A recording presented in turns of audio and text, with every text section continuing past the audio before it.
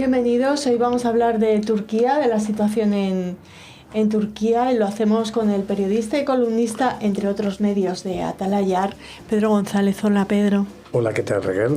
Pues encantados de tenerte aquí para hablar de ese país que ha dejado muy atrás las enseñanzas de Kemal Atatürk, ¿no?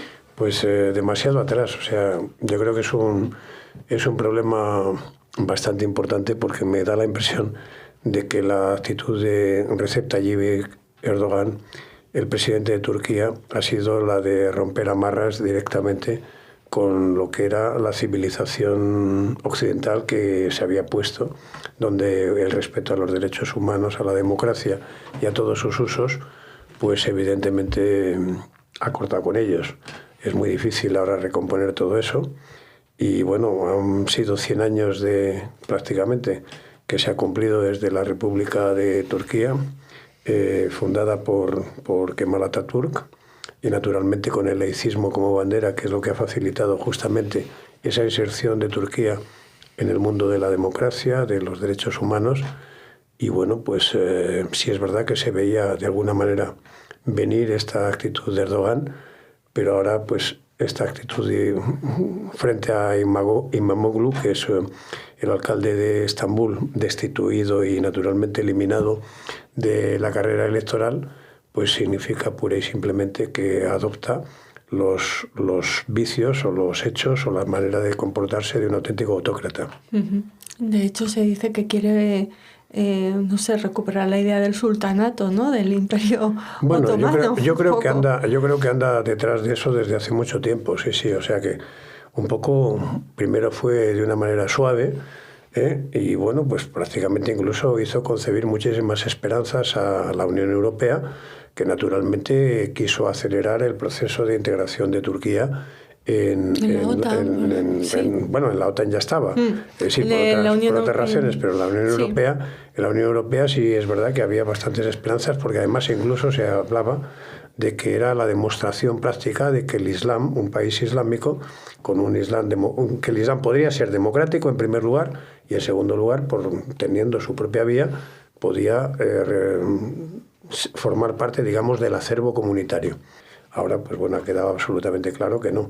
Sí es verdad que no es la primera actitud de Erdogan en este sentido, sino que bueno, ha ido dando pasos cada vez más decisivos hacia la autocracia.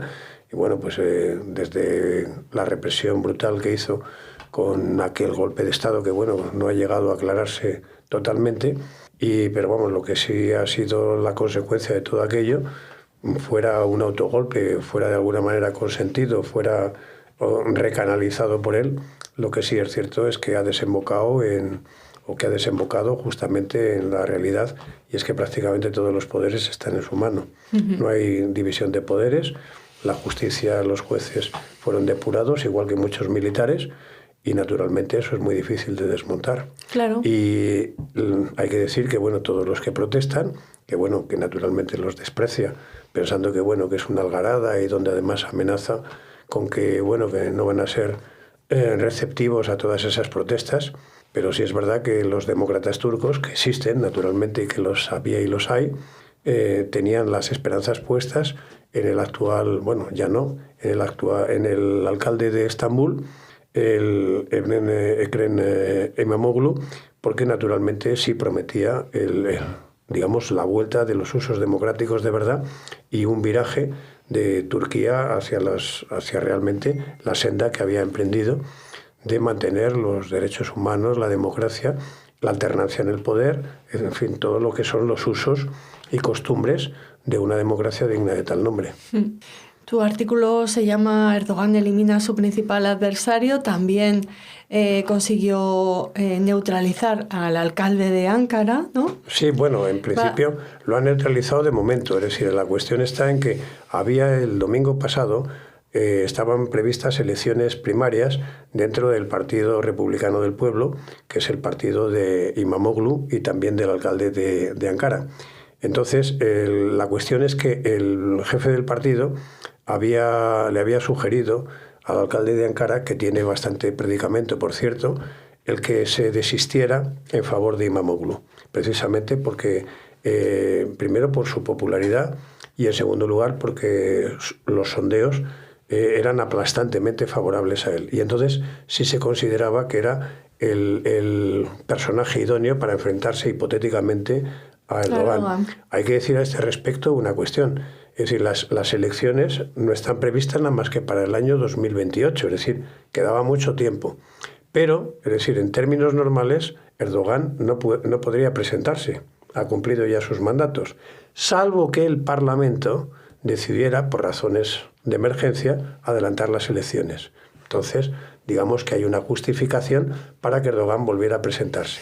Y evidentemente, pues queda como muy evidente que se elimina a un candidato al que los sondeos le daban prácticamente una victoria bastante holgada en el caso de que se presentara, por supuesto, frente a cualquier candidato, incluido Erdogan.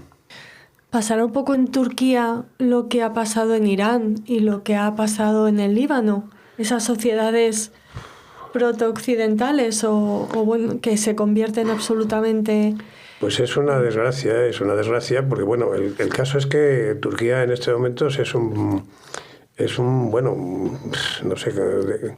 problema importante, puede pasar como tú apuntas, pero hay, claro, otro factor un poquito distinto. El factor distinto es que forma parte de la OTAN, Turquía, y además en términos numéricos todavía es el segundo ejército más numeroso de la organización. Si es verdad, como todos sabemos, que la organización ahora está pasando por una crisis bastante importante y todavía yo creo que sería muy arriesgado decir cuál va a ser su futuro. No porque se vaya a salir Estados Unidos, pero de alguna manera sí es verdad que hay que tener otro tipo de aportación.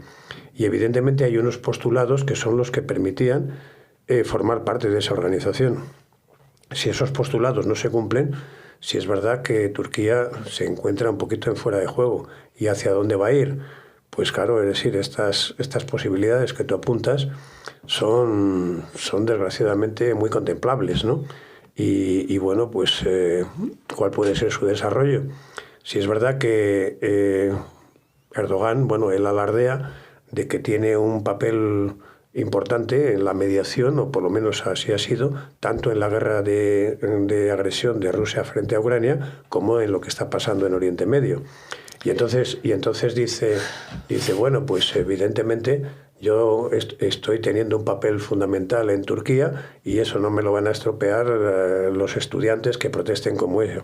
Lo que sí es cierto es que, bueno, que eso no está tan claro, ese papel, y como se está viendo el desarrollo, evidentemente ahora mismo es el presidente Donald Trump el que, digamos, lleva la voz cantante y tampoco está muy seguro que encuentre y que apruebe, digamos, los métodos de Erdogan, tal y como está ahora. La prueba es que también ha mostrado su preocupación justamente por todos los acontecimientos, ¿no? Claro, siempre han sido aliados, Turquía y Estados Unidos. Ahora Putin... Bueno, ahora se está jugando una partida verdaderamente importante, porque bueno, lo que está clarísimo es que cambia va a haber un nuevo orden mundial, lo está viendo, se está construyendo, y en definitiva la conformación de ese nuevo orden, pues no cabe duda de que va a ser y es convulsa. Pero bueno, como ha sido siempre desde todas las alternancias de hiperpotencia, es decir, desde el siglo V, en la época de Pericles, hasta ahora pues ha habido prácticamente 15 alternancias en los hegemones, ¿no? Todas han sido violentas, todas esas alternancias, menos una, por cierto, la de 1494, cuando España y Portugal se repartieron el mundo, mediante el Tratado de Tordesillas. Fue un reparto pacífico, pero vamos, todas las demás han costado mucha sangre y mucha violencia. Y esta yo creo que no va a ser menos. Lo único que pasa es que ahora no son solamente dos hiperpotencias, hay muchos aliados y proxies que naturalmente están en juego. Es decir, el caso de China es evidente porque es el designado por principal adversario por Estados Unidos, y ellos mismos aspiran naturalmente a sustituir el hegemón norteamericano por el suyo, pero obviamente está Rusia, a la que quiere Estados Unidos, teóricamente, sacar de la alianza que tiene con China. De la misma manera que China tiene grandes intenciones de sacar a la Unión Europea de su alianza con Estados Unidos. Es decir, eso es a pesar, y ahora pues bueno, piensa que quizá puede ser un momento decisivo para hacerlo justamente por nuestras diferencias. Yo no creo que pueda, claro, no son los casos, y además el caso de China tiene unos valores que no son los nuestros y que a mí me parecen extremadamente peligrosos. Y no sé, lo diría simplemente de una manera muy clara, es decir, para China, es decir, para el actual régimen chino, no existen valores universales, como si lo existen para la civilización occidental. Entonces, claro, el tema de quitar valor, que no existen valores universales, dígame usted, dígame tú, ¿dónde se queda entonces la Carta de las Naciones Unidas? No tiene ya ningún sentido. Sí, o la construcción judeocristiana de Occidente, Efectivamente, ¿no? Todo eso desembocaría en una cosa pues que simplemente el que sería, bueno, pues oye, si cada uno puede hacer lo que quiere, pues será la ley del más fuerte. Ya para terminar, Pedro, otra pregunta complicada. Israel y Erdogan. Israel y su apoyo a los kurdos y Erdogan. ¿Cómo ves? Pues hombre, yo creo que... ¿Cuál es tu análisis? Bueno, pues yo creo que también es una cuestión muy complicada, como tú dices, ¿no? Es decir, el caso de Turquía, claro, tiene una fijación especial, sobre todo Erdogan, respecto de los kurdos, ¿no?